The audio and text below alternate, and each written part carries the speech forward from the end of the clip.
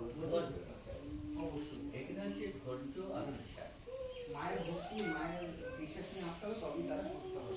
আচ্ছা, তো আরেকটা কথা আমি বলি, আপনি কত বছর ধরে মায়ের মানে সেবা বা পুজো করছেন বা মাকে পেয়েছেন? আজকে আমার 73-74 বছর বয়স হলো। ছোট থেকে আমি দেখছি।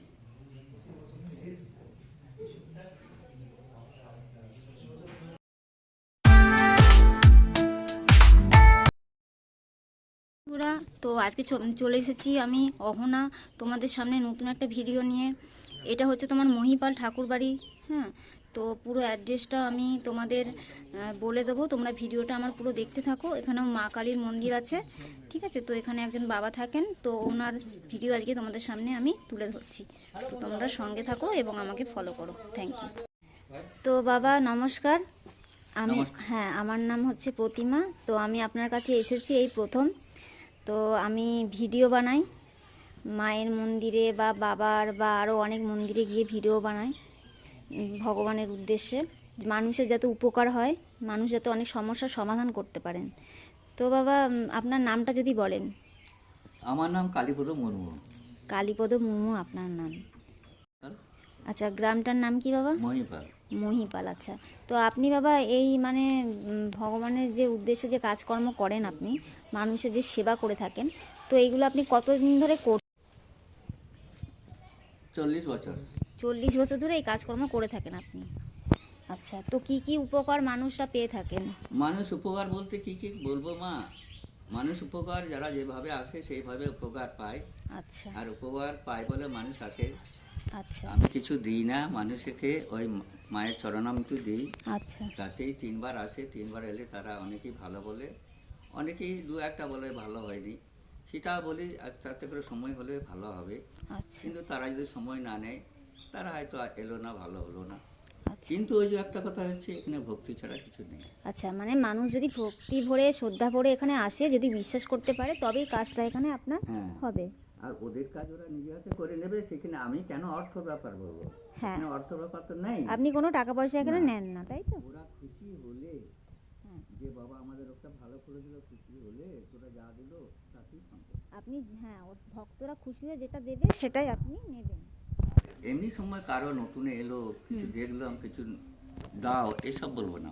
আচ্ছা হ্যাঁ, আবার একান্ত যারা ভালো হয়ে যায় তারা মায়ের পুজোর সময় যা পারা দেয়, এটাই আমার চলছে।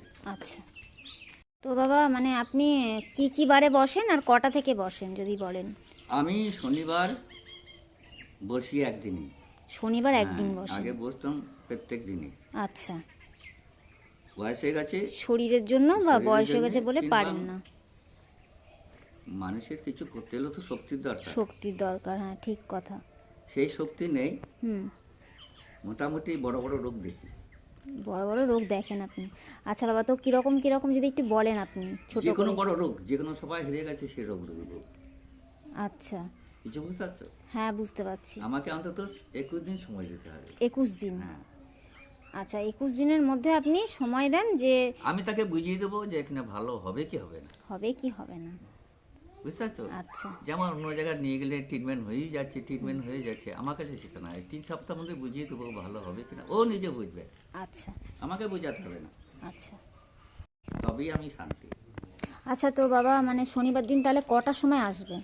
এখানে 11টার মধ্যে আসতে হবে। সকাল 11টার মধ্যে? আচ্ছা, তো 11টা হলো, 12টা হলো, 12টা পেরিয়ে গেলে বয়স হয়ে গেছে, ওই যে একই কথা বলছি।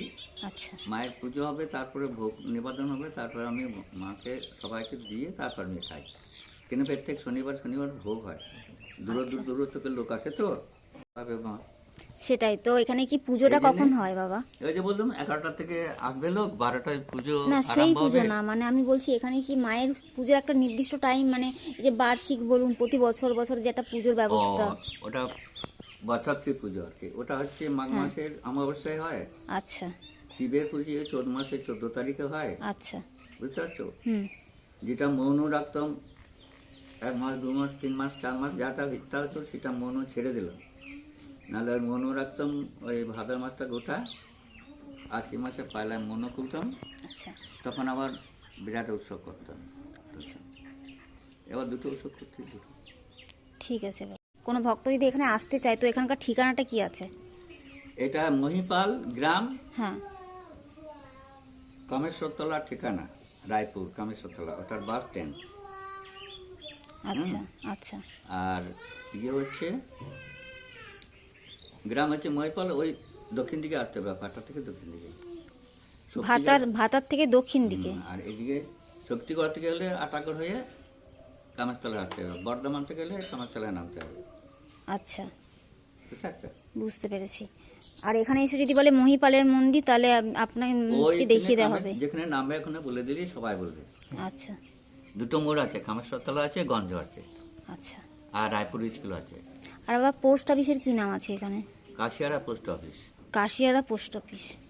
আচ্ছা, তো বাবা আপনি আমাকে এতটা সময় দিলেন, হ্যাঁ, তো আপনার দামি সময়ের জন্য অসংখ্য অসংখ্য ধন্যবাদ আপনাকে। না রে মা, এগুলো সব সকলের জন্য সকল সময় দিতে হয়, কেউ নিজের সময় নিয়ে থাকতে পারে না। তাও আপনার এত বয়স হয়েছে, আপনি এত বললেন, এত বোঝালেন মানুষের উদ্দেশ্যে। না না, বোঝা কিছু নাই, সবাই বুঝে বসে আছে, একটু বলে দিই এই পর্যন্ত। ঠিক আছে বাবা, আপনাকে ধন্যবাদ। কি রে?